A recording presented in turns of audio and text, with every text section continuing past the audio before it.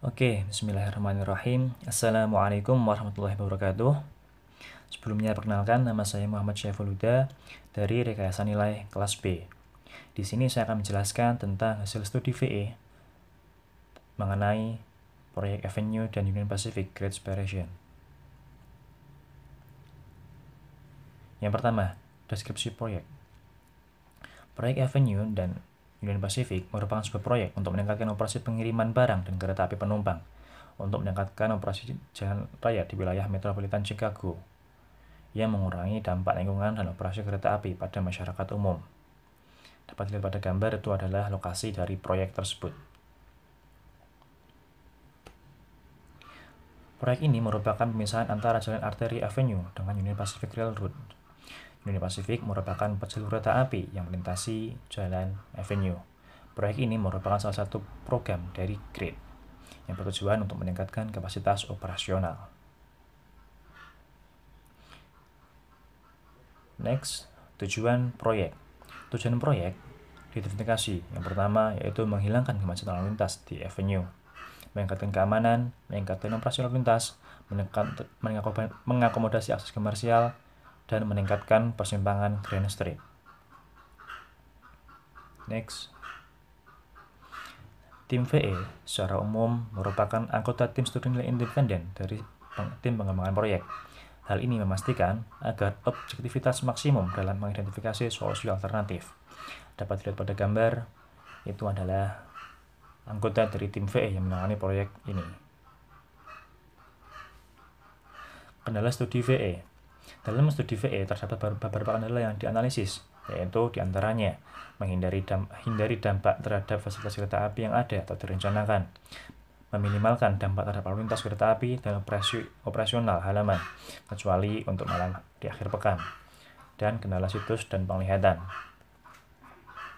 Ada juga identifikasi potensi resiko, diantaranya adalah kurangnya akses kontraktor ke lokasi konstruksi, relevansi dokumen lingkungan. Beberapa akuisisi real estate hanya memiliki komitmen verbal, akuisisi jalan memutar, dan pendanaan ancaman terhadap pendanaan. Selanjutnya, ini adalah tahapan dari studi value engineering yang terdiri dari 3 tahap, yaitu pra-workshop, workshop, dan pasca-workshop. Dalam tahap pra-workshop terdapat persiapan studi VE yang berisi mengenai penentuan jadwal agenda lokakarya, mempertimbangkan metodologi lokakarya, dan memilih anggota tim yang sesuai dengan fungsi proyek utama, sehingga dapat mengumpulkan informasi sebelum dilakukannya studi VE. Selanjutnya adalah tahap workshop. Yang pertama yaitu tahap informasi yang berisi presentasi proyek oleh tim desain dengan tinjauan lapangan dan mengidentifikasi tujuan dan kebutuhan proyek. Selanjutnya analisis fungsi, yaitu menentukan dan mengklasifikasikan fungsi proyek, dan bisa juga menggunakan diagram FAS. Fase kreatif, memunculkan ide-ide dan identifikasi tujuan kreativitas, jumlah ide dan penemuan komponen yang penting. Fase evaluasi berisi pertimbangan proses multilangkah untuk mengidentifikasi, menilai, dan memberi peringkat gagasan sebagai proposal untuk pengembangan. Fase pengembangan berisi validasi desain dalam operasi, ringkas rekomendasi yang telah ada dengan atribut kinerja dan biaya yang ringkas. Fase presentasi berisi penyiapan laporan akhir berdasarkan keputusan untuk setiap rekomendasi untuk menindaklanjuti dari ide yang telah disetujui. Pasca workshop merupakan tahap untuk persiapan pengaplikasian VE. Alternatif peningkatan nilai. Dalam studi kali ini terdapat beberapa nilai di alternatif fungsi, dapat dilihat pada layar. Untuk yang pertama, alternatif STM3. Konsep awalnya yaitu menggunakan box cultures 12x3 untuk detensi air. Konsep alternatifnya yaitu penghapusan penggunaan box cultures untuk detensi air. Keuntungannya, mengurangi biaya apabila penahan tidak dibutuhkan, mengurangi persyaratan penahan dan hasil dampaknya. Kekurangannya, kehilangan penggunaan lahan yang diperoleh apabila penahan diperlukan. Untuk cost-nya dapat dilihat pada gambar di bawahnya. mendapat saving sekitar $1.232.000. Ini adalah rencana gambar dari alternatif STM3. Selanjutnya adalah STM4. Konsep awalnya yaitu penggunaan detektor manholes untuk saluran pembuangan. Alternatifnya yaitu mengevaluasi ulang kebutuhan untuk detektor manholes karena struktur ini besar dan sulit dipasang sehingga harganya mahal. Keuntungannya dapat mengurangi penggunaan biaya, meningkatkan kemudahan konstruksi. Kekurangannya tidak ada. Untuk biayanya dapat dilihat pada gambar, dapat saving sekitar $24.000. Ini adalah gambar dari rancangan rekomendasi STM4. Next, alternatif STR3A. Konsep awalnya, the predictive study menunjukkan abutment selatan ditunjukkan untuk memungkinkan truk NB mengakses fasilitas combined metal. Alternatifnya yaitu memindahkan abutment selatan 10 kaki lebih jauh ke utara dan dermaga selatan 5 kaki lebih jauh ke utara.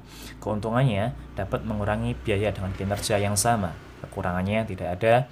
Untuk biaya savingsnya sekitar $271.000. Ini adalah gambar dari rekomendasi 3A, dapat dilihat pada slide. Next, alternatif STR3C. Alternatifnya yaitu tim desain mempertimbangkan menggunakan pondasi drill shift untuk proyek ini karena pile memiliki biaya yang lebih besar. Keuntungannya mengurangi getaran dan suara di sebanding pemasangan pile. Drill shift vertikal memiliki lateral load resistance yang lebih baik. Kekurangannya, drill shift memiliki biaya yang lebih mahal dibandingkan piles. Untuk savingnya pada alternatif kali ini sekitar $3.538.000. Ini adalah gambar dari rekomendasi 3C. Next, alternatif STR2 menggunakan plat baja 48. Alternatifnya yaitu menggunakan glitter plat berukuran 40. Keuntungannya dapat mengurangi biaya dengan kinerja yang sama. Kekurangannya tidak ada. Untuk biayanya dapat dilihat pada gambar, dapat nilai saving sekitar $186.000. Ini adalah gambar dari rekomendasi STR2, nilai savingnya sekitar $186.000. Next, alternatif SCHED3. Konsep awalnya mengembangkan pendekatan tim untuk mengurangi jumlah review, literasi, dan durasi. Alternatifnya mendapatkan tinjauan desain dari staf desain dan mendapatkan multidisiplin tinjauan dari tim IDOT.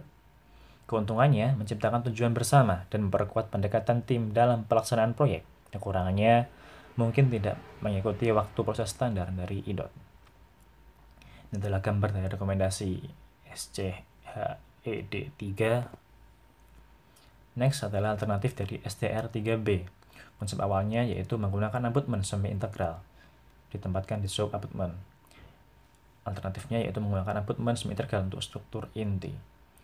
Keuntungannya, memorandum IDOT mendapatkan izin abutment semi-integral dan umur pelayanan yang lebih panjang, sehingga mengurangi biaya perawatan. Untuk kekurangannya tidak ada. Ini adalah rancangan dari alternatif STR3B. Next, alternatif STR5. Konsep awalnya yaitu jalur pemeliharaan jembatan sepanjang 15 kaki di sisi barat struktur. Rekomendasinya jalur tambahan dari lahan yang disediakan di sisi barat dari Jalan Avenue di antara Grand Street dan Oakdale Road.